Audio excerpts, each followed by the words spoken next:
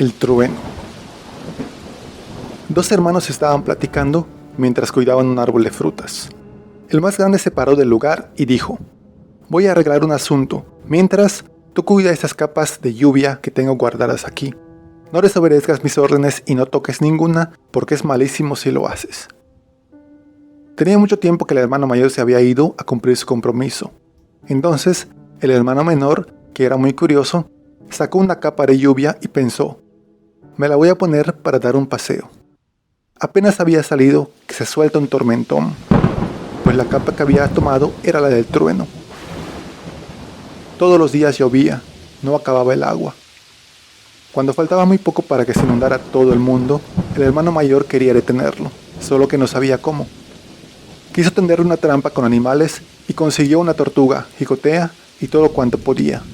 Pero el hermano menor ya sabía todas las mañas de esos animalitos y no caía. Por fin, el hermano mayor cogió un peje lagarto y regó su baba por donde el hermano menor pasaría con la capa. No tardó mucho tiempo en pasar. Pisó la baba del peje lagarto y cayó cerca de su hermano. Ahora sí, hermanito, dijo el mayor. Ya basta de hacer mucho mal. Te voy a quitar la capa de lluvia para que todo vuelva a ser como antes. Es por eso que ahora el trueno persigue al peje lagarto.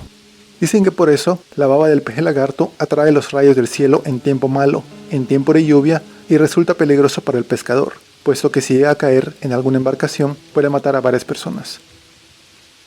Dicen que siempre que se acuda a las lagunas a agarrar al peje lagarto es necesario llevar una yagua para enyagualar, o sea, cubrir con una palma a los peje lagartos que se logren atrapar, para que se los lleve uno así y ya se esté protegido contra esa desgracia. Si te gustó este audio, también puedes darle like, compartir, suscribirte o comentar. Recuerda que puedes seguirme en otras redes sociales como Filosofía Maya.